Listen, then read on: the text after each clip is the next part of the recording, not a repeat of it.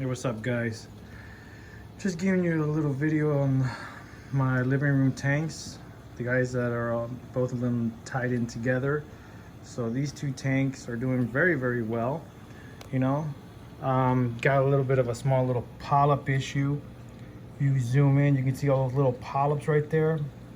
So those things have been growing all over the tank. I'm thinking of getting a little flame angel, take care of that issue, take care of that problem. He'll just nip at all of them. I had one before and he basically nipped them all basically to extinction, but now they're like basically everywhere. Fish are doing really well. Fish are nice and healthy and fat. Look how healthy those guys are. Look at how fat looking they are. So nice.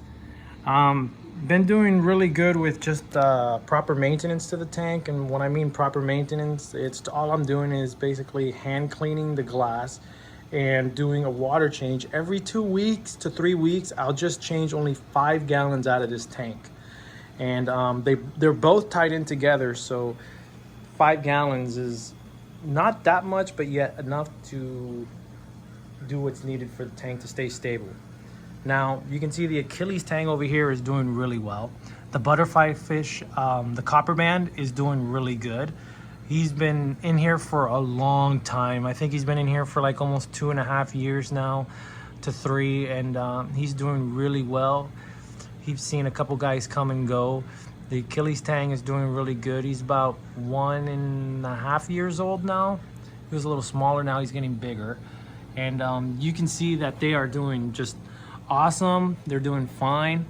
The corals in here are doing good. The golden torch, I got some lobophilia, they're doing well. Just random zoas everywhere, they're doing fine. And I just have a lot of stuff just growing around. It's mixed reef, it's doing fine.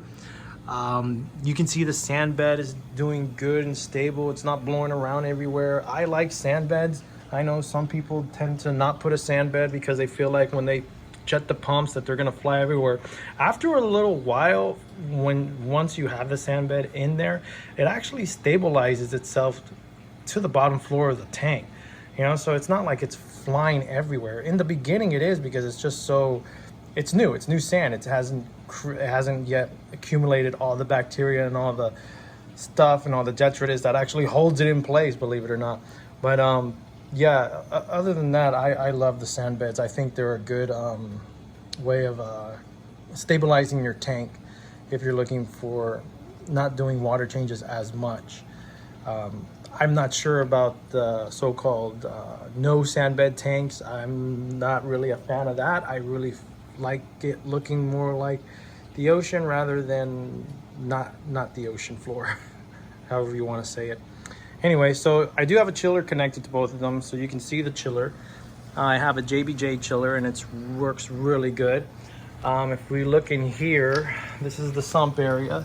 Now I still have the old school Ecotech Vortec MP40s, and they still run fine and they do its job and they're working really good. I have a Bubble Mangus protein skimmer, which is working really fine. It is the Curve 7, and I've had that for like a good long time. I don't know, about 3 years to 4 years, and you know, if it ain't broke, don't fix it. The GFO reactor is not running.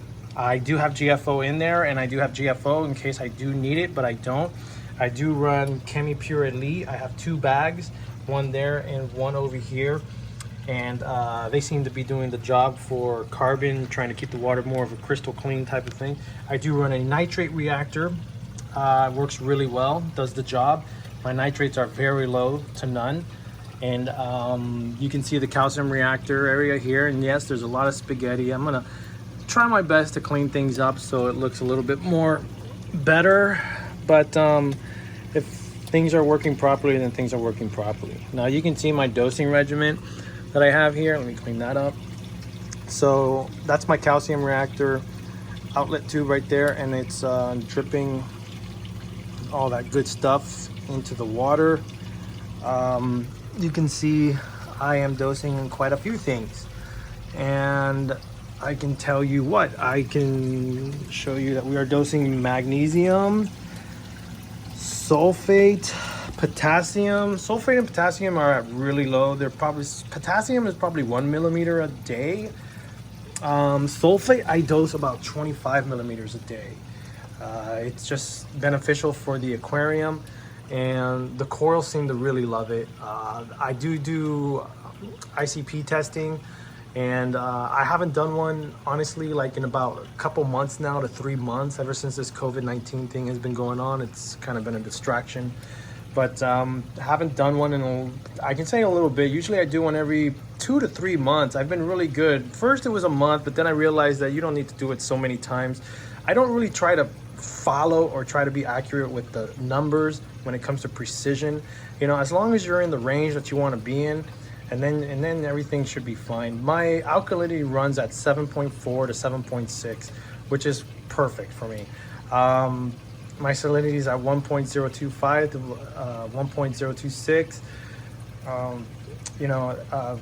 Magnesium levels are at, I guess you can say 1.400 or 1450, something like around there, which I think is a little high. So I do drop it from time to time, but yeah, so this is the sump area, and once again, I'm gonna show you some other things that are being dosed in the tank. Let me close this up. So if we come over here to this side, you can see there's the calcium reactor, which is a geocalcium reactor, which I think are the best calcium reactors, being run off an American Marine Pinpoint for precision when it comes to knowing the pH in your reactor, which is very important. I got a 5-gallon jug, which is my RO jug, my reservoir, which throws the good water in there.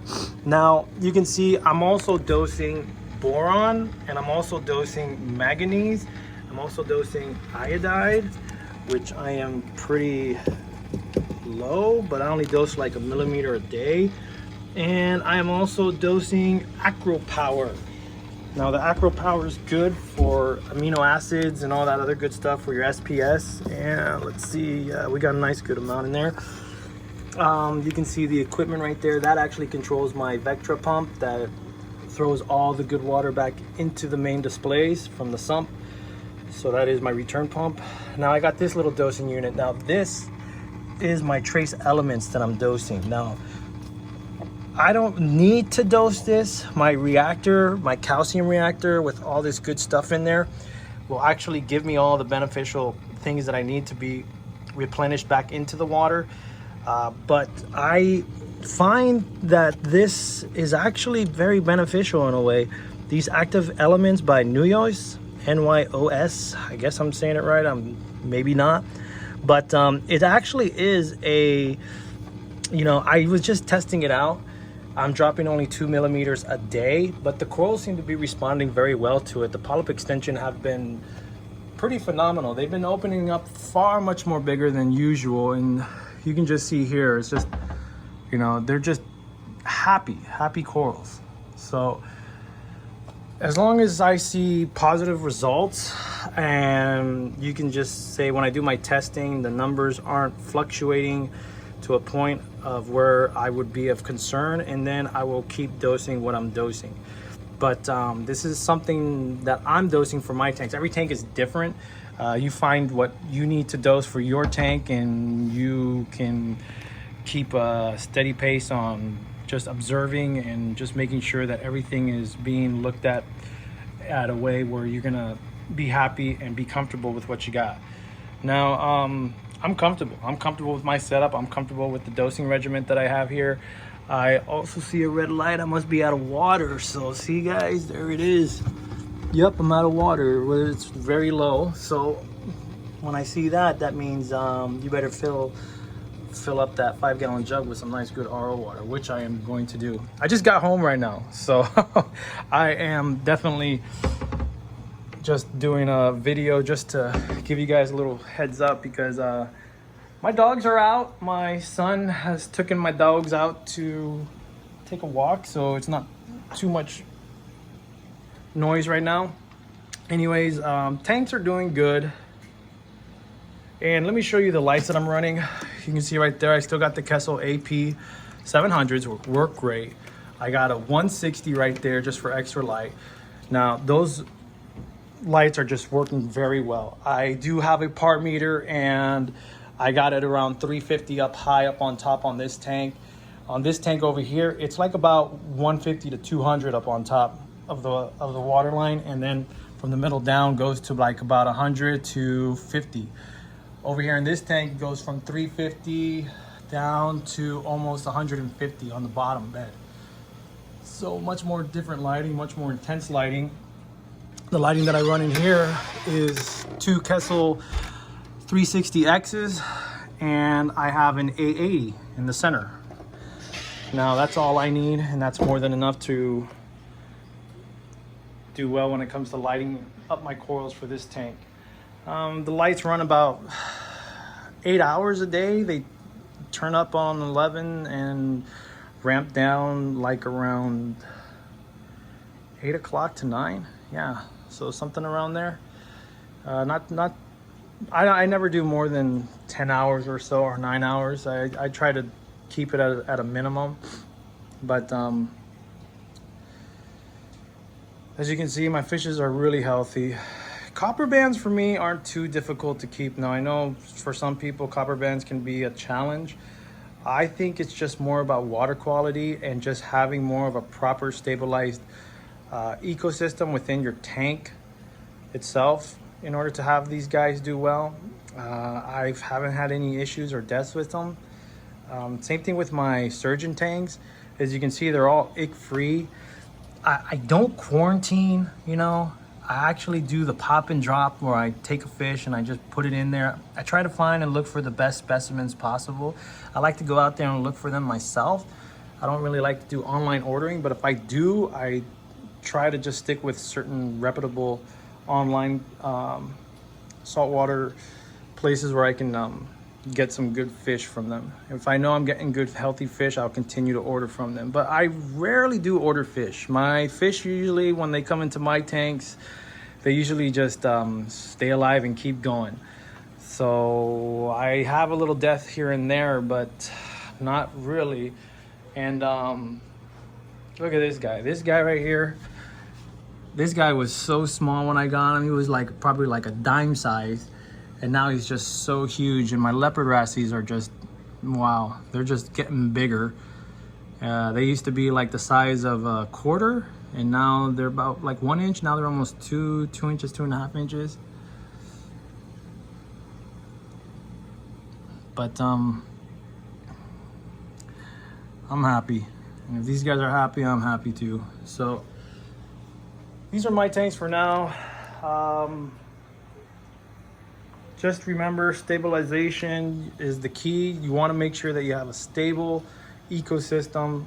You want to have patience. Things don't happen in a day nor a week, and maybe not even a month. And sometimes I have the patience to just set things up, and then I just kind of wait on it. But I do a lot of testing. Every Saturdays I'm always testing alkalinity, magnesium, and my calcium levels.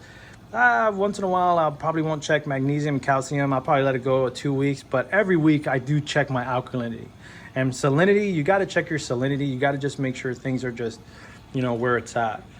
So stabilization is the key. Patience is also another.